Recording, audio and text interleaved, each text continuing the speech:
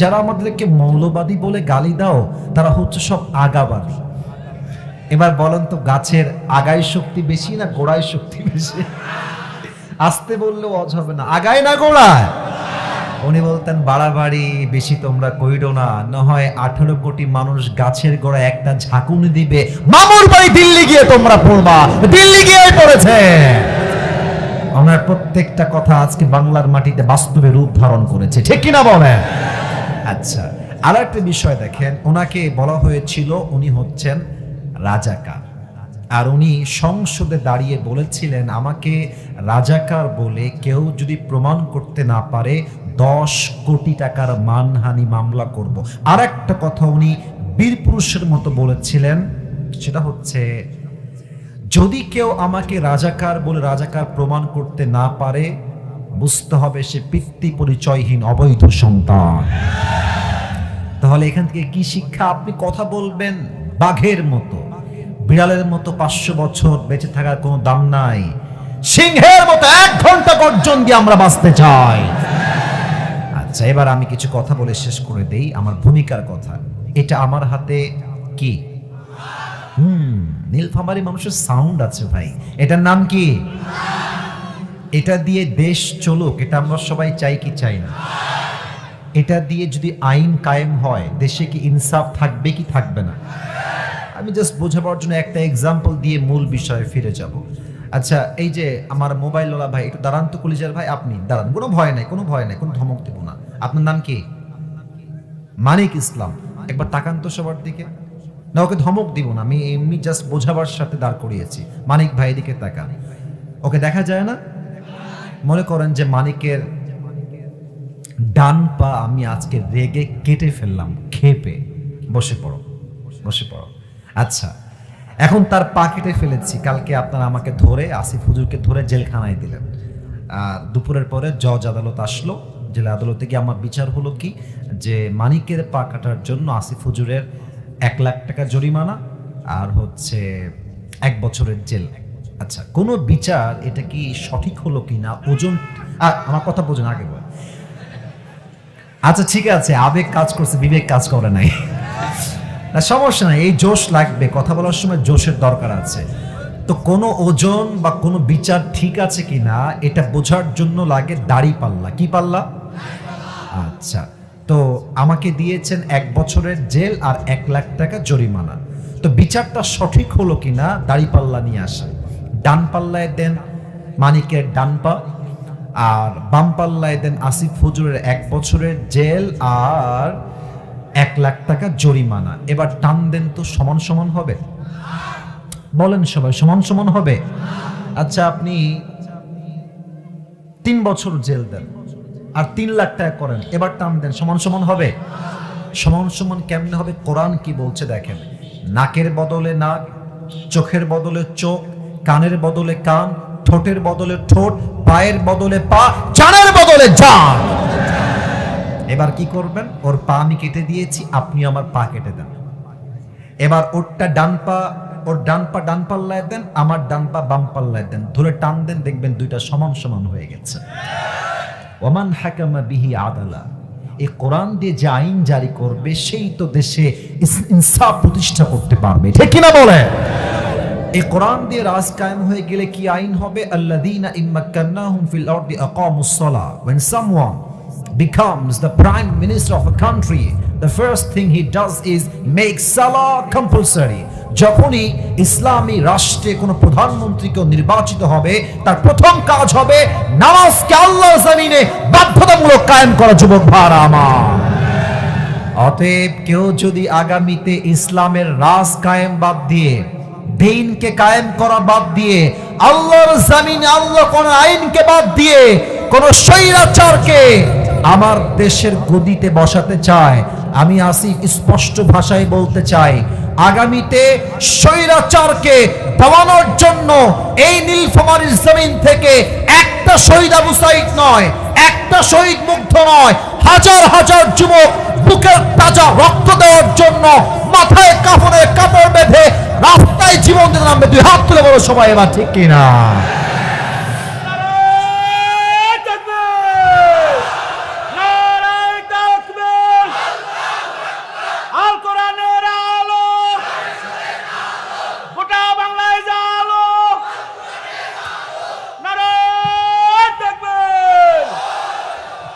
এই স্লোগানকে কবুল করুন সকলের পড়া আমিন। আপনাদের বউ আছে কার কার একটু হাত তুলেন। বউ আছে? আচ্ছা, বউ থাকলে হাত তুলবেন, বসে পড়েন, হাত নামান, হাত নামান। এবার যাদের বউ নাই, সিঙ্গেল সোনামণি কারা একটু হাত তুলো তো। আমি বিশ্বাস করি না, মিথ্যা না সত্যি রে ভাই। আপনাদের কারো বউ নাই? Serious serious serious.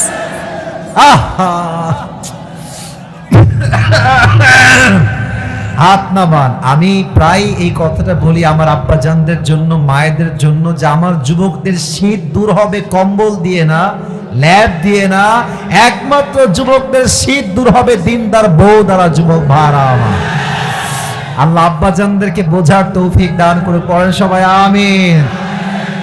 বোঝে না রে, বোঝে না। বিয়ের বয়স যে হয়েছে বাবারা বুঝতে চায় না রে। তবে বাবারা মাঝে মাঝে বুঝলেও কিন্তু কিছু কিছু মেয়ে টাকা ছাড়া আবার বিয়ে বসতে চায় না। যুবক ভাই, অনেক মেয়ে আমাদের দেশে নীলফামারীতে নাই, আর না আছে কিছু মেয়ে আছে, দেখবা টাকা পাইলে বুইড়ার সঙ্গে টাকলার সঙ্গে বিয়ের পিড়িতে বসে যায়। আল্লাহ এদেরকে হেদায়েত দান করুক, পড়েন সবাই আমিন। আমরা কলিজার টুকরা মা বোনদেরকে আমরা সম্মান করি। আমারও বোন আছে, আমাদের মা আছে, আমাদের সকলের বাসায় মা বোন বউ আছে না? আমার কথা কি জানেন ভাই, আসলে বোরকা পরলে কিন্তু দিনদার হওয়া যায় না। আপনারা দেখবেন অনেক মেয়ে প্রেম করে, কথা বলছি, দেখবেন যে হাত মোজা পরে, পা মোজা পরে, নিকাব পরে। ওরে বাবা ইয়ার, ये तो अभी कभी जन्नत से भाग के दुनिया में आए हैं। এত ভালো মেয়ে কেউ হতে পারে? আবার দেখবা যে এই মেয়েটা বোরকা পরেই পার্কে বাদামও খাচ্ছে, প্রেমও করে বেড়াচ্ছে, ঠিক কিনা বলো? তার মানে উপরে ফিটফাট, ভেতরে পুরোটাই সদর ঘা। আল্লাহ এই সমস্ত মেয়েদেরকে হেদায়েত দান করুন, পড়া আমিন। আমরা তিনটা তাকবীর দিব। প্রথম তাকবীর দিবেন বিবাহিত ভাইয়েরা, দ্বিতীয় তাকবীর দিবেন আমার প্রিয় সিঙ্গেল ভাইয়েরা। I would like to test everyone who is more powerful. কার শক্তি কত বেশি, আজকে একটা পরীক্ষা হয়ে যাবে। বিবাহিত ভাইয়েরা একটা কাশি দেন। আওয়াজ নাই রে। বিবাহিত ভাইয়েরা আরেকবার কাশি দেন। আমার মুরব্বীরা, যুবক ভাইরা যারা বিবাহিত, তাকবীর দেন, লিল্লাহি তাকবীর। হ্যাঁ, আওয়াজ ভালো আছে। এবার আমার সিঙ্গেল ভাইরা কাশি দাও। এবার দেখা যাক কে পারে। সিঙ্গেলরা তোমরা দেখি পারো কিনা। লিল্লাহি তাকবীর। বিবাহিত ভাইরা, আই এম সো সরি, আজকে সিঙ্গেলরা 80 নাম্বার বেশি পেয়ে পাস করেছে, ঠিক কিনা বলেন? এবার সবাই মিলে তাকবীর দিবেন এক বাক্যে, একই টাইমে, বীর পুরুষের মতো, বাহাদুরের মতো, বাঘের মতো, সিংহের মতো। সবাই একটা একসাথে কাশি দেন।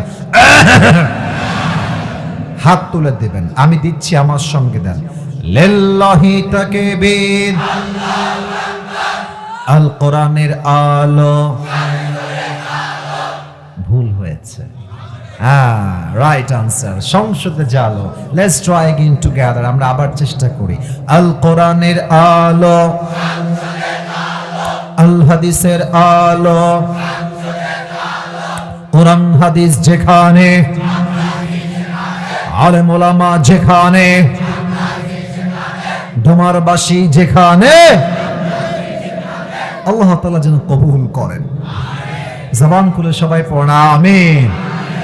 আমি আবরারুল হক আসিফ আজ অল্প সময়ে একটি বিষয়কে হাইলাইট করতে চাই কোরআন থেকে, হাদিস থেকে, এবং আমি আপনাকে ইনশিওর করতে চাই আজকের পরিবেশ সবচেয়ে চমৎকার, সবচেয়ে সুন্দর। এবং আমি চাই যে এই মাহফিলটা আজকেই ইতিহাস হবে তা নয়, কালকে এটা ফেসবুকে, ইউটিউবে আপলোড যাবে, এটা পুরো দেশ ভেবে এটা ঐতিহাসিক মাহফিল হয়ে থাকবে। আমরা চাই কি চাই না? সবাই বলেন দিল থেকে ইনশাআল্লাহ।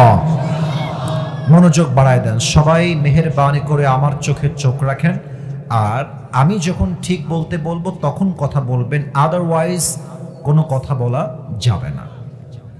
আজ আলোচনার সেন্ট্রাল থিম বা সাবজেক্ট ম্যাটার হচ্ছে the life of hair after, পরকালের জীবন। বলেন সবাই, কোথাকার জীবন? মাশাআল্লাহ, কি সুন্দর উত্তর পেয়েছি। বলেন সবাই, দুনিয়ার জীবন না পরকালের জীবন?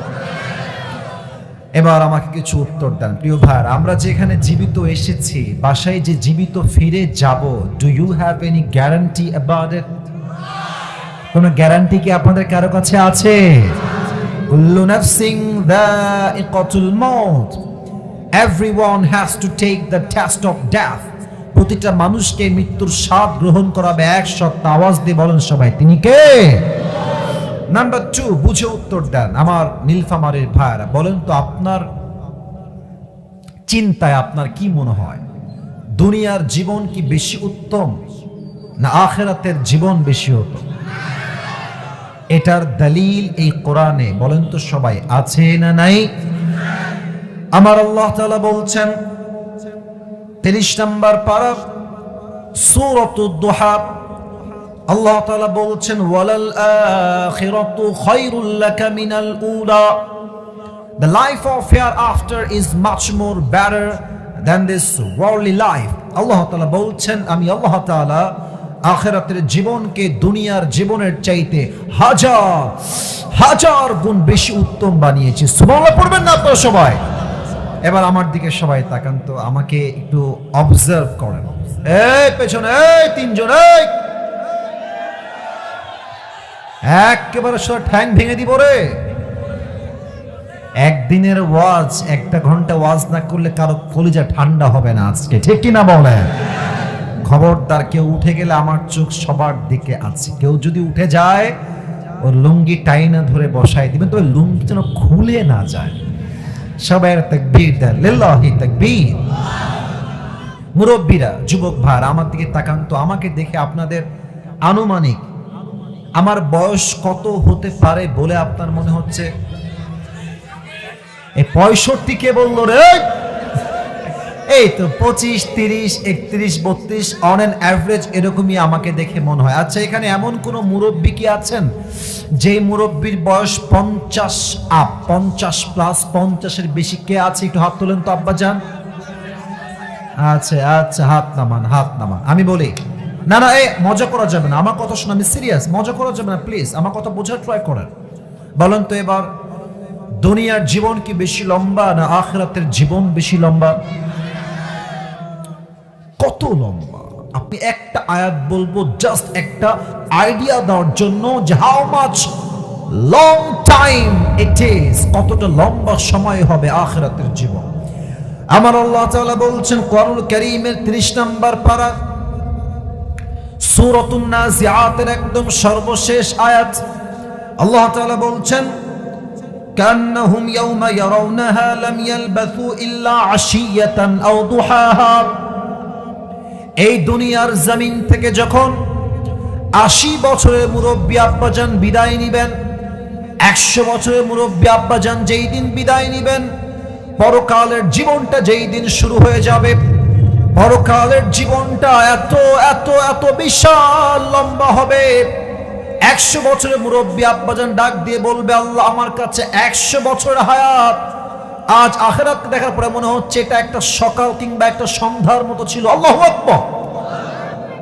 100 বছরের জীবন, just you will feel like as it was just like on morning or on evening. পুরো 80 বছরের জীবনটাকে পরকালে যাওয়ার পরে একটা সকাল কিংবা একটা সন্ধ্যার মতো মনে হবে। আল্লাহু আকবার। এবার আমি আলোচনার মূল বিষয়ের দিকে একদম পুরোটা ঢুকে যেতে চাই। আমরা একটা কথা মনে রাখবো যে ওয়াজ মাহফিলে জোরে ঠিক বলেন বা আস্তে বলেন, সুবহানাল্লাহ পড়েন কিংবা না পড়েন, ডাজন্ট ম্যাটার, কিন্তু আপনি কথাটা বুঝতে পারলেন কিনা, আপনি আমলটা করতে পারলেন কিনা, দ্যাট ইজ ভেরি ইম্পর্টেন্ট। রাত বাজে 1টা, রাত বাজে 2টা, মাহফিল শেষ হলো, মুরব্বী যাচ্ছে বাসায়, মুরব্বী কি ওয়াজ শুনলেন? বলছে সেই সাংঘাতিক ওয়াজ, খুব ভালো। কে আসছিল? বলছে সেই সাংঘাতিক বক্তা, দেখতেও সুন্দর। কি ওয়াজ শুনলেন? আরে সাংঘাতিক ওয়াজ, সেই ওয়াজ। আরে কি শুনলেন তা তো বলবেন। মুরব্বী বলছে, বাবা 2 ঘন্টা ওয়াজ শুনলাম, তার একটা কথাও যদি বুঝতাম খুব ভালো লাগতো, কিছুই বুঝি নাই, খালি শুনে আসছি। না না, এটা ঠিক না। আপনি আমাকে বুঝবেন, আমি যদি বুঝাইতে না পারি এটা আমার ব্যর্থতা, এটা আমার ব্যর্থতা। আপনাকে শুনতে হবে, মানতে হবে, আমল করতে হবে, ঠিক কিনা বলেন? সবাই সকলের চোখটা মাত্র 5 সেকেন্ডের জন্য, মুরব্বী যুবক এবং মায়েরা বোনেরা 5 সেকেন্ডের জন্য চোখটা বন্ধ করবেন। চোখ যখন খুলবেন আমি কি বলবো আমি আপনাকে আগেই বলে দিচ্ছি, আমার ভূমিকা পুরো ওয়াজের একটা ভূমিকা দিচ্ছি। পরকালের জীবনটা কেমনে শুরু হবে, মৃত্যু কেমনে হবে, নামাজের মৃত্যু কেমন হবে, বেনামাজের মৃত্যু কেমন হবে, কবরের জীবনটা শুরু হবে কেমনে, কবরের পরে আমরা যে আবার জীবিত হব কেমনে, ওই যে কিয়ামত হবে, কিয়ামতটা হবে কেমনে, হিসাব দিবস হবে কেমনে, আমলের হিসাব হবে কেমনে, আমরা যে জান্নাতে যাব কেমনে, জাহান্নামী যারা হবে তারা জাহান্নামে যাবে কেমনে, from beginning to the last, শুরু থেকে নিয়ে শেষ পর্যন্ত এই পরকালের লম্বা জার্নিটাকে আমি আজ আপনাদের সামনে শেয়ার করতে চাই। বলেন সবাই ইনশাআল্লাহ। এবার আমি আমার চোখ বন্ধ করছি, আপনারা বন্ধ করবেন, আমি 5 গুনবো, 5 গুণা শেষ হলে আপনি আপনার চোখটা খুলবেন। সবাই চোখ বন্ধ করেন, আমিও বন্ধ করেছি, কেউ বেইমানি করবেন না, আমার আবদারটা রাখেন, কাজে দিবে।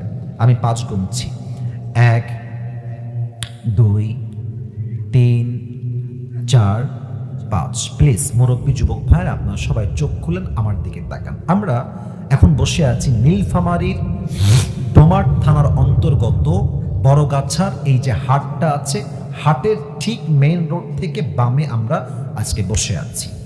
আপনি জাস্ট একটু ভাবেন যে কালকে সকাল যখন হয়ে যাবে, যে স্কুলের ছাত্র সে যাবে স্কুলে, যে কৃষক সে যাবে ধান খেতে, যে চাকরি করে সে যাবে তার কোম্পানিতে, যে ব্যবসা করে সে যাবে তার দোকানে, যে যার জায়গায় সকাল হলে ছুটে যাবে।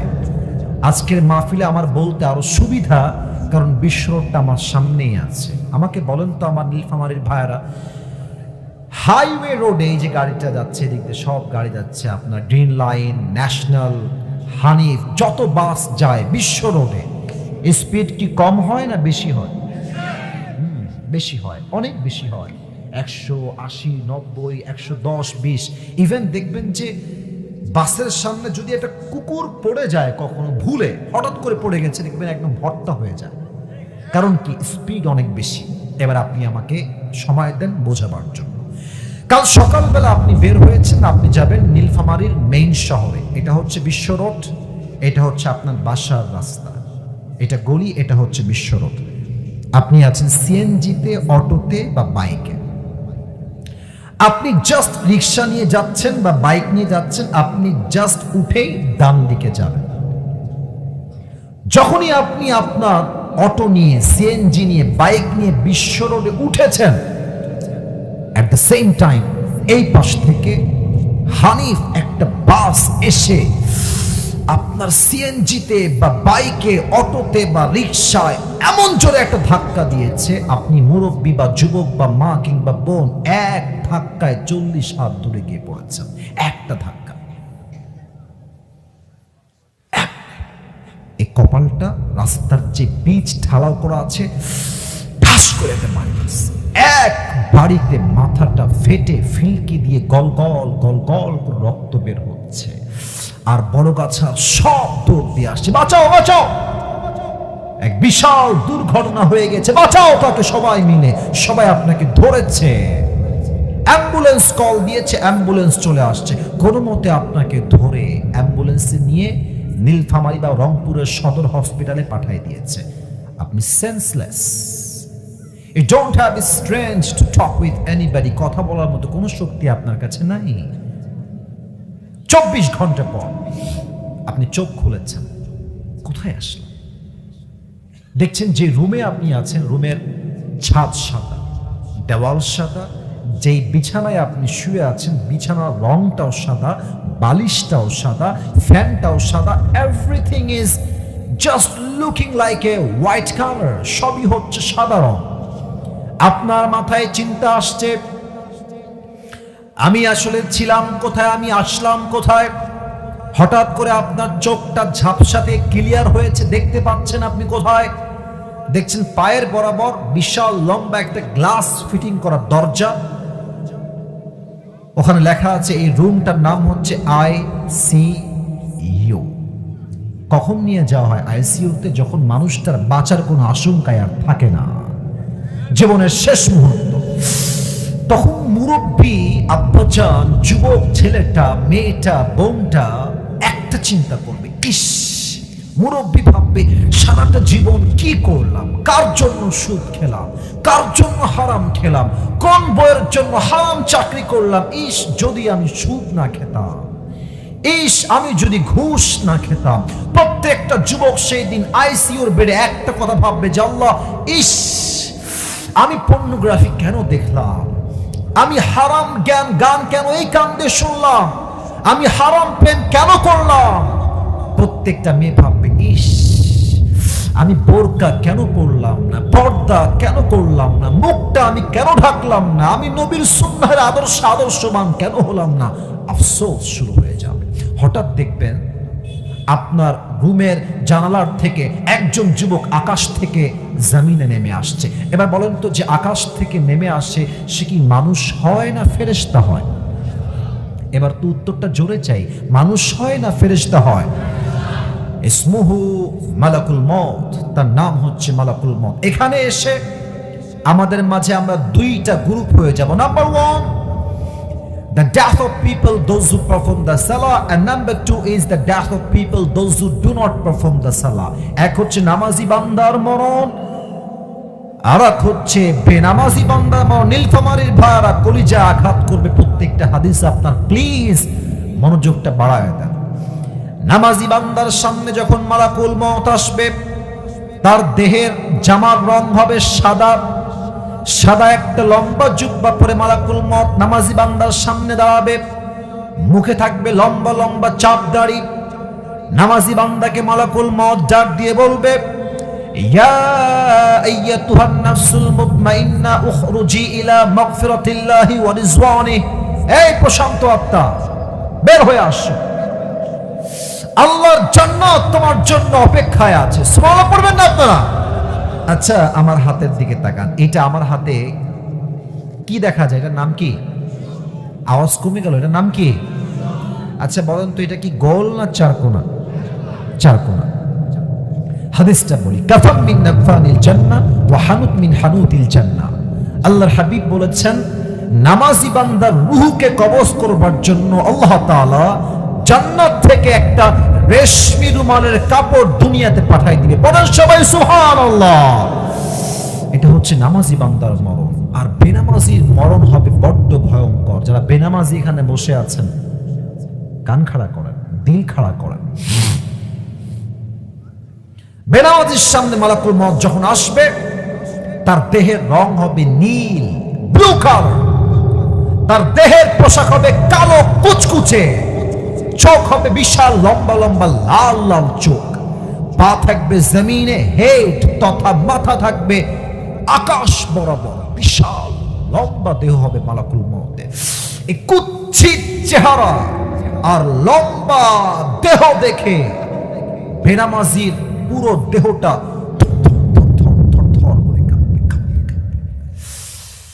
বেনামাজির দিকে মালাকুল মউত ডাক দিয়ে বলবে, ইয়া আইয়াতুহান নাফসুল খাবিথা উখরুজি ইলা গাদাবিল্লাহ, এই বেনামাজি বের হয়ে আয়, আল্লাহর গজবের দিকে, জাহান্নামের দিকে বের হয়ে আয়।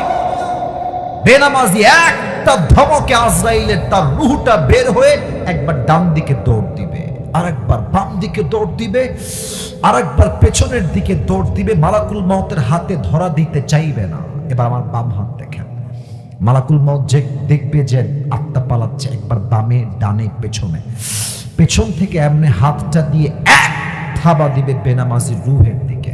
হাদিসে আসছে, তার রূহটাকে যখন ধরবে বুকের ভিতর থেকে, এখন এমনি যখন টান দিবে, রূহটা এমন ভাবে ছিঁড়ে বের হবে।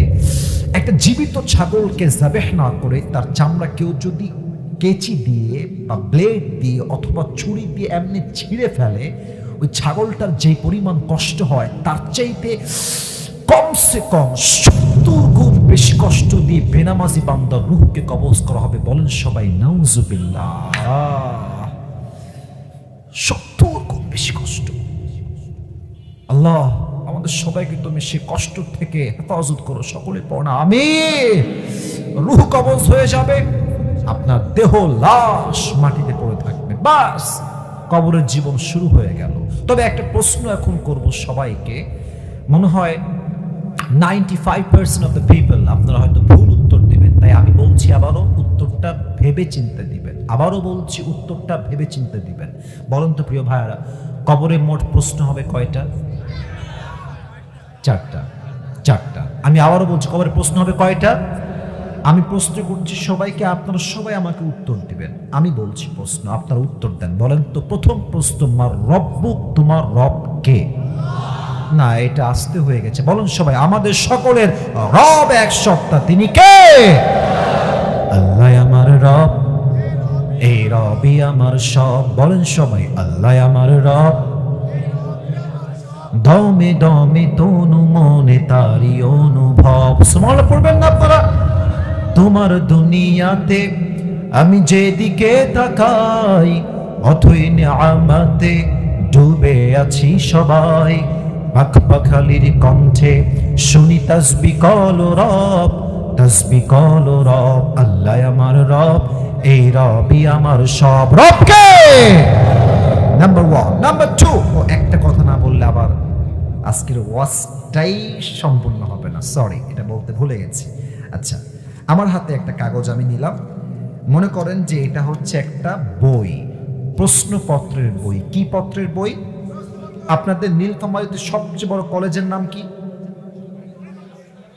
নীলফামারী সদর কলেজ, সরকারি কলেজ। আচ্ছা, মনে করেন যে কালকে সকালে এটা না বললে আমার ওয়াজটা সম্পূর্ণ হবে না। সো সরি, বলতে ভুলে গেছি।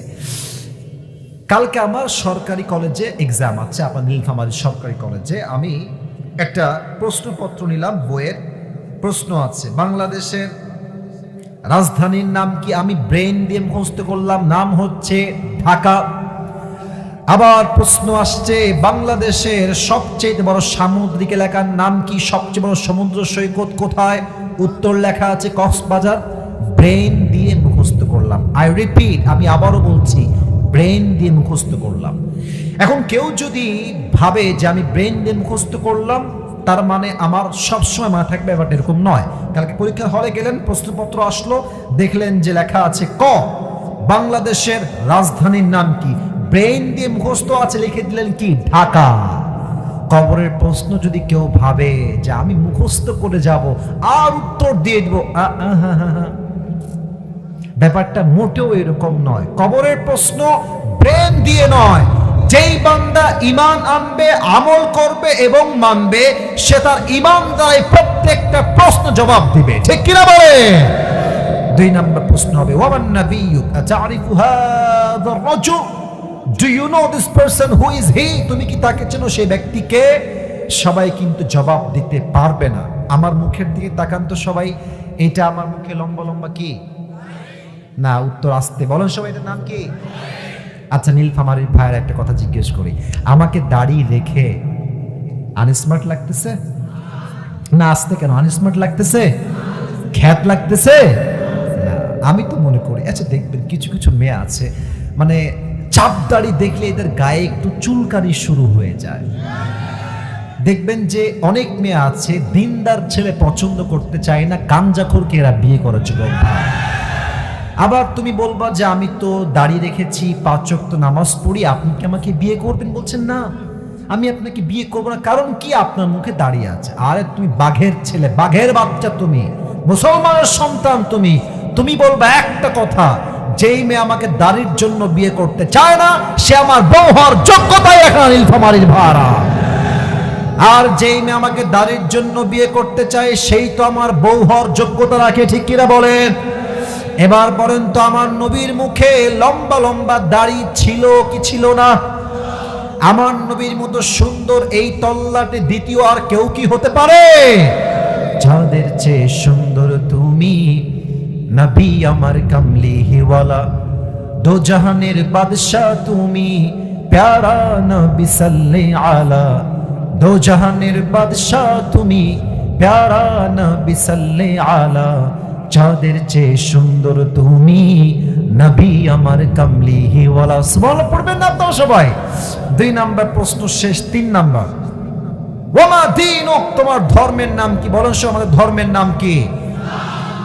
আমাকে একটু বাঘের মতো বলেন তো, আমরা সবাই হিন্দু না মুসলমান? বৌদ্ধ না মুসলমান? খ্রিস্টান না মুসলমান? মুসলমান বলে আজকে ভারতরা ভাবে যে আরে এরা তো ভদ্র ঘরের ছেলে, এরা আমাদের কিছুই ছিঁড়তে পারবে না। একটু বাজে ভাষায় বললাম, রাগ করবেন না। আমরা কি ছিঁড়তে পারি না পারি? জিহাদ করলে বুঝবা কার গায়ের জোর কত, কার ইমানের জোর কত। আল্লাহর হাবিব বলেছেন হিন্দুস্তানের সঙ্গে মুসলমানদের একটা যুদ্ধ হবে আগামীতে। যেই যুদ্ধে মুসলমানরা যদি অংশগ্রহণ করতে পারে, যে মুসলমান তাজা রক্ত দিয়ে শহীদ হবে, সে আল্লাহর জান্নাতে প্রবেশ করবে। ঠিক কিনা বলেন সবাই?